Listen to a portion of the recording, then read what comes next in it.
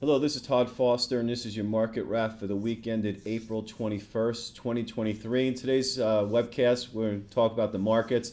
They're really kind of on thin ice here.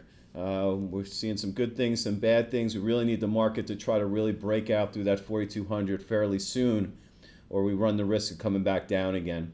This is a picture of it since last year. It really hasn't gone anywhere, right? We're actually at the same prices we were all the way back in May of last year. So it hasn't gone anywhere, but you can see where we are right now, okay? We're real close to these, that's the 50 and the 65 day, and it's nice that they got through that. It failed here last time, you see that? So we broke down, we failed, and then we rolled over. This time we've been holding above it for 1, 2, 3, 4, 5, 6, 7, 8 days. About 8 days we've been holding above this. We need to stay above this. So if this breaks down, I'm assuming the breadth is also breaking down, and that combination of things, along with our long-term buy signal not triggering, not confirming as of yet, will get us to raise cash and get on the defensive again. But let's not jump the gun. We have a lot of earnings next week. Could definitely move the markets. The inflation stuff is kind of behind us right now until we get to the Fed. So it's going to be all about earnings. So if the earnings reactions are good, maybe we'll see this long-term indicator, see this gold line. It did cross the blue line, so that's step one. That's beautiful. But we really want to see it confirmed by going through the red line and continuing up. So we don't have that yet. So we don't have the confirmation on the long term. We have the NYSE threatening or laying on here the 50 and the 65 day, and we have breadth with a possible triple top. Okay, so that's the concern that I have right now. Now that all being said, this is what's supposed to happen before a major breakout. Okay, the psychology of this is to shake people out before the move happens so no one's on the train. Think about a bull bucking or a train leaving the station. If we have everybody off and the train takes off, everyone has to chase. So this is the S&P 500.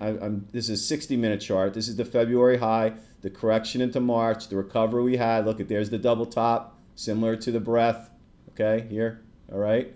However, it looks like it's doing a little handle here, okay? And we call this a cup and a handle. And the handle right here is supposed to shake out those weak people that think, oh, I bought up here in February, oh, I got my money back, let me get out. And that causes some of this decline a little bit. Now, it hasn't been a big decline, but we're weakening under the surface. The breadth is not kind of keeping up. So that's why I think we need to see this kind of breakout sooner rather than later. If we were to come all the way down here, this will be a sell signal. This would be too much, okay? Now, it could still turn up, and we'll have to reassess things at that point. But at this point where we are on a lot of different markets, it's either going to break down and we're going to get a sell signal, I think, next week, or we're going to get the confirmation that this breakout is happening and the chase is going to be on. So I think an important week next week. Could we meander a little bit more? Yeah, we could. If we just go very nice sideways or just very lightly down, it might not trigger these sell signals here. We could vacillate around to this above this 15.4. So there is a little bit of wiggle room, but not much. Hello, Todd Foster here. Thanks for taking the time to watch my video.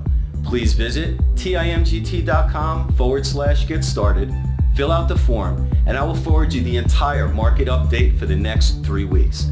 I know you'll find the webcast to be insightful and informative, but most importantly, mentally prepare you for what may come next. Lastly, the weekly update should help you understand how I do things, and if you'd like to become part of the Total Investment Management crew. So let's get this started, and I'll see you soon.